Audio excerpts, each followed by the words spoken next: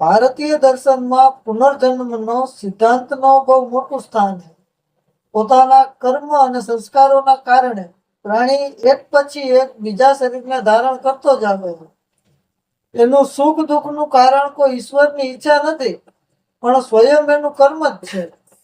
જ્યારે જીવનના સૌથી મોટા ઉદ્દેશ્ય અને પુરુષાર્થ મોક્ષ છે, તો પછી કોઈ સર્વશક્તિમાન વ્યક્તિની ખુશામત કરવાની, ખુશામત એટલે મહેમાન ગતિ કરવાની, એમ એની આજીજી કરવાની, એ ખુશામદી. ખુશામત કરવાની કોઈ ઈશ્વરની આંખ બંધ કરી અને એની આજ્ઞા માનવાની જરૂર નથી રહી જતી. વેદાંતિક ગ્રંથ નિશ્ચય જ વિધિ અને નિષેધની ઘોષણા કરે, પણ એના આદેશ એ પ્રકારે જ છે કે જેવી રીતે મોટો ભાઈ નનકા ભાઈને આપે, દેવગણ અને ઋષિગણ પણ જીવ જ છે. એ નીચેથી ઉપર ઉઠા છે, અને જો જીવ આજ એની આજ્ઞાનું પાલન કરે છે, એ જ્ઞાનની વૃદ્ધિ હારે હારે અજ્ઞાઓના ઔચિત્યનું સ્વયં અનુભવ કરવા માંડે, અને એ પદવીને પ્રાપ્ત કરી લે. જ્યારે એને કોઈ ઉપદેશ જ્ઞાનની આવશ્યકતા, અને ઋષિગણ પણ જીવ જ છે, એ પણ નીચેથી ઉપર જ ઉઠા છે. જે જીવ આજ એની આજ્ઞાનું પાલન કરે છે, એના જ્ઞાનમાં વૃદ્ધિ તો થાય જ છે, ભેગે ભેગું આજ્ઞાઓનું ઔચિત્યનું સ્વયં અનુભવ કરવા માંડે, અને એક દિવસ એ પદવીને પણ પ્રાપ્ત કરી લે.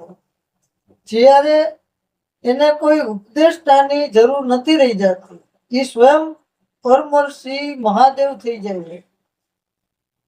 એના મન અને શરીરથી સત્કર્મ એ જ પ્રકારે થાય કે જે પ્રકારે વાદળથી અનાયાસ જળની વૃષ્ટિ થાય.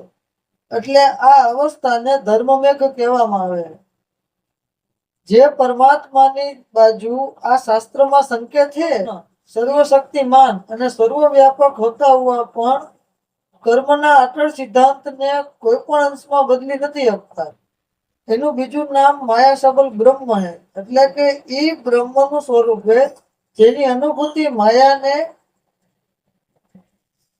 પડદાના ભીતરથી થાય છે.